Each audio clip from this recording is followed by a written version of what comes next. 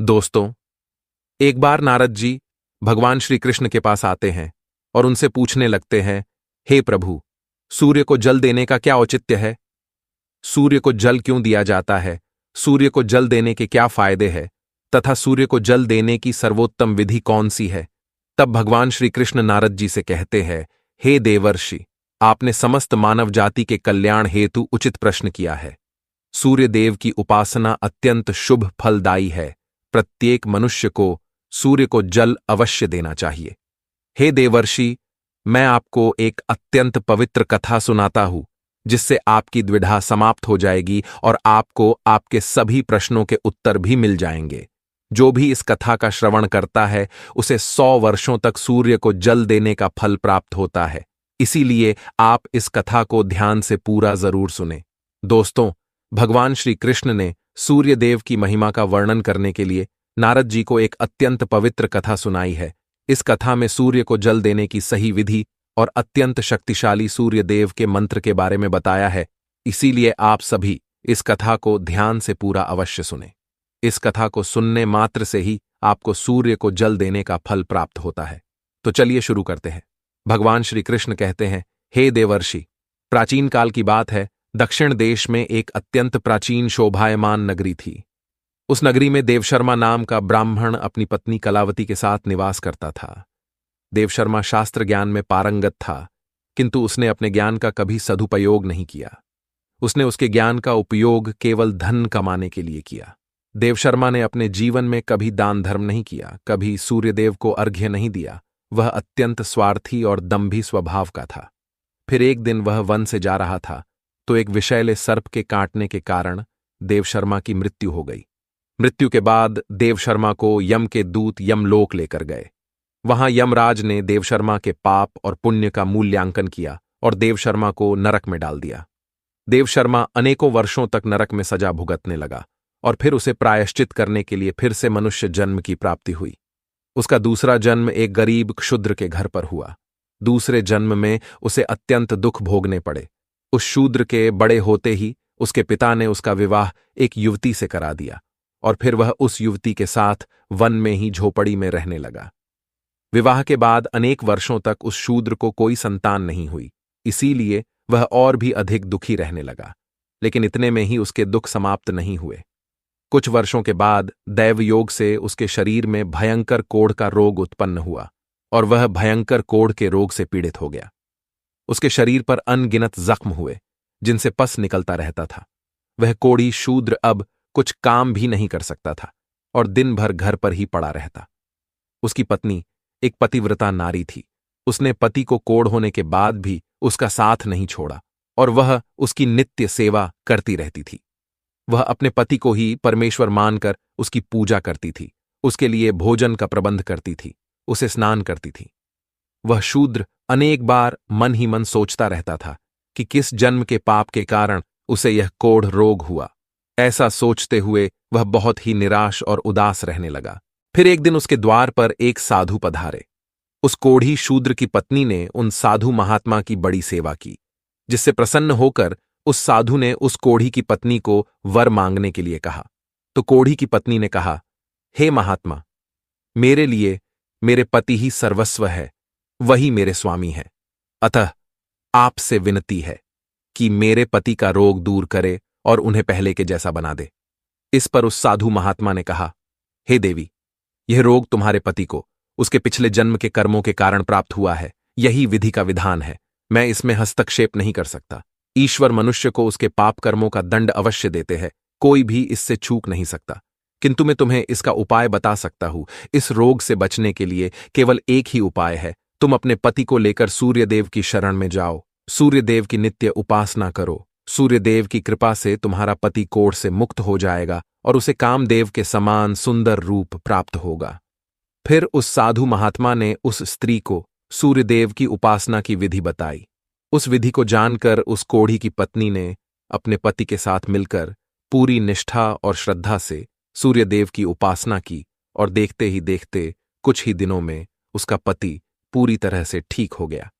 वह कोढ़ के रोग से पूरी तरह से मुक्त हो गया और सूर्यदेव की कृपा से उसे सुंदर रूप, बलवान शरीर तथा धन संपत्ति की प्राप्ति हुई और वह कोढ़ी शूद्र बहुत धनवान बन गया।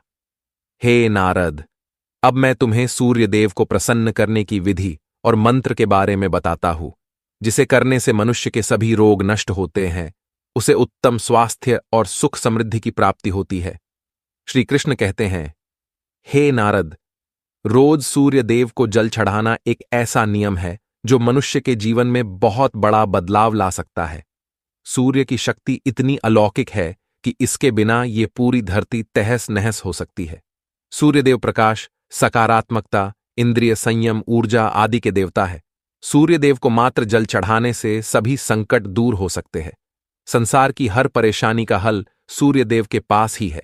सूर्य देवता की उपासना करने से आत्मा की शुद्धि होती है और मनोबल बढ़ता है। सूर्योदय के समय सूर्य की किरणों से वातावरण पवित्र और सकारात्मक बन जाता है। यदि प्रतिदिन सुबह स्नान करके सूर्य देवता को मंत्रों का उच्चारण करते हुए जल चढ़ाते हैं तो इसके कई फायदे होंगे। कुंडली में अन्य ग्रहों की तरह ही सूर्य के शुभ या अशुभ स्थिति में होने से जीवन पर भी इसका शुभ या अशुभ प्रभाव पड़ता है। कुंडली में सूर्य यदि शुभ स्थिति में होता है तो हमें समाज में भरपूर मान सम्मान, यश और प्रसिद्धि मिलती है। वहीं कुंडली में यदि सूर्य अशुभ स्थिति में हो तो इसके विपरीत परिणाम मिलते हैं। इसलिए कुंडली में यदि सूर्य की स्थिति मजबूत करनी है तो ज्योतिष शास्त्र में कुछ ऐसी चीजों के बारे में बताया है जिन्हें पानी में डालकर सूर्य देव को अर्घ्य देने से शुभ परिणाम प्राप्त होते हैं। किंतु मित्रों, कई मनुष्य सूर्य को जल देते समय बहुत सी गलतियां कर बैठते हैं। सूर्य को जल देते समय महत्वपूर्ण नियमों का पालन नहीं करते हैं। गलत तरीके से अर्घ्य देकर सूर्यदेव का अपमान नहीं करना चाहिए, अन्यथा मनुष्य को कई कष्टों का सामना करना पड़ सकता है।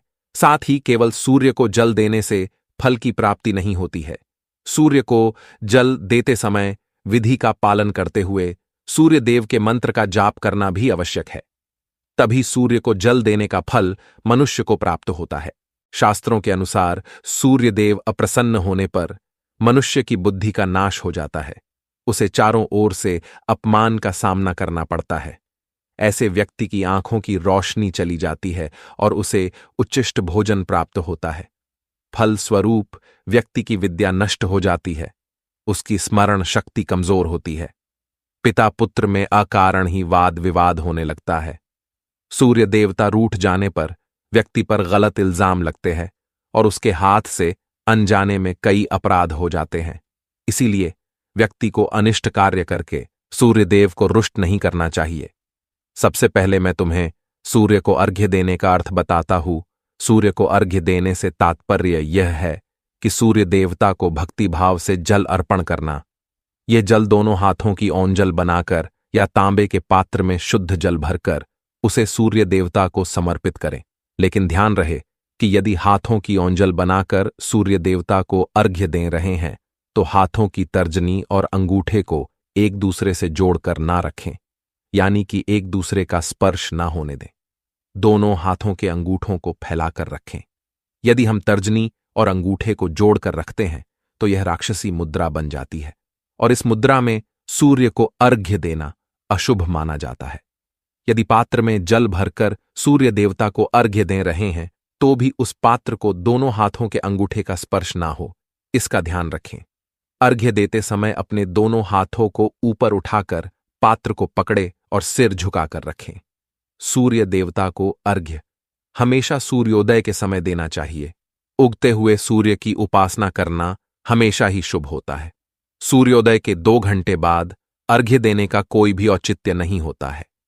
यदि किसी कारणवश आप सूर्योदय के समय अर्घ्य ना दे सके तो 3 बार अर्घ्य देने के बजाय 4 बार अर्घ्य दें और सूर्य देवता से क्षमा मांग लें।